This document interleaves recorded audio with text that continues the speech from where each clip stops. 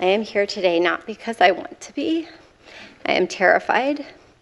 I am here because I believe it is my civic duty to tell you what happened to me while Brett Kavanaugh and I were in high school.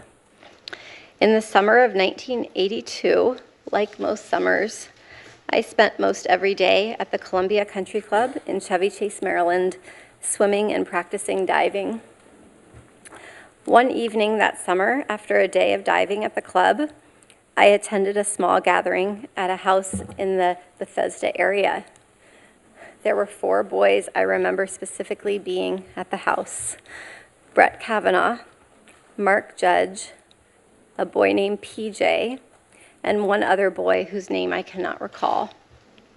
I also remember my friend Leland attending.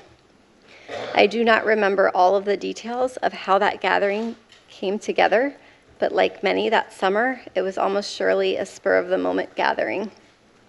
I truly wish I could be more helpful with more detailed answers to all of the questions that have and will be asked about how I got to the party and where it took place and so forth. I don't have all the answers, and I don't remember as much as I would like to. But the details about that night that bring me here today are the ones I will never forget. They have been seared into my memory and have haunted me episodically as an adult. When I got to the small gathering, people were drinking beer in a small living room, family room type area on the first floor of the house. I drank 1 beer.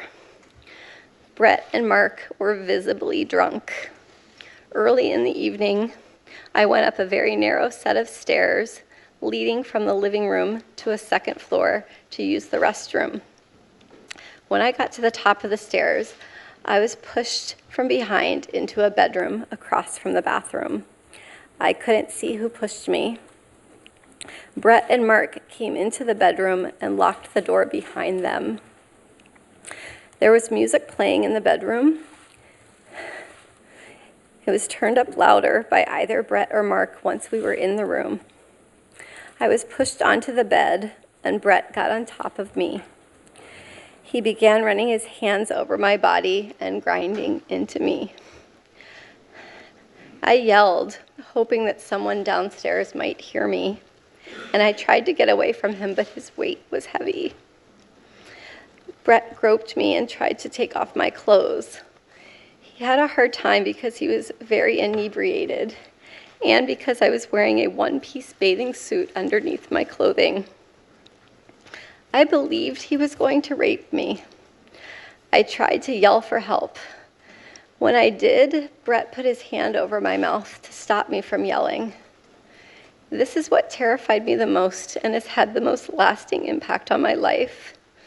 It was hard for me to breathe, and I thought that Brett was accidentally going to kill me. Both Brett and Mark were drunkenly laughing during the attack. They seemed to be having a very good time. Mark seemed ambivalent, at times urging Brett on, and at times telling him to stop.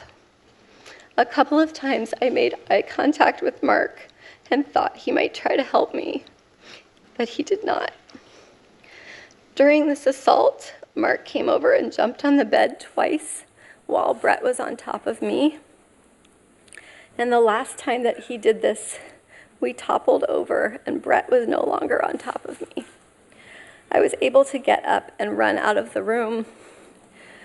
Directly across from the bedroom was a small bathroom. I ran inside the bathroom and locked the door. I waited until I heard Brett and Mark leave the bedroom, laughing, and loudly walk down the narrow stairway, pinballing off the walls on the way down. I waited, and when I did not hear them come back up the stairs, I left the bathroom, went down the same stairwell, through the living room, and left the house. I remember being on the street and feeling an enormous sense of relief that I had escaped that house and that Brett and Mark were not coming outside after me. Brett's assault on me drastically altered my life. For a very long time, I was too afraid and ashamed to tell anyone these details.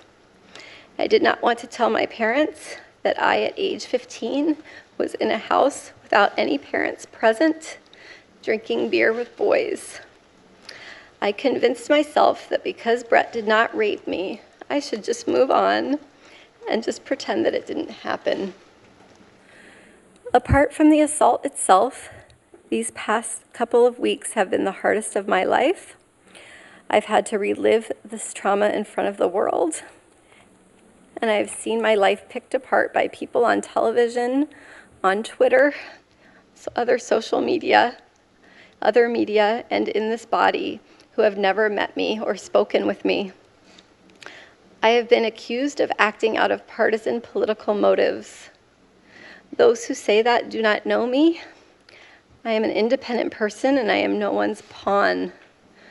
My motivation in coming forward was to be helpful and to provide facts about how Mr. Kavanaugh's actions have damaged my life so that you could take into a serious consideration as you make your decision about how to proceed.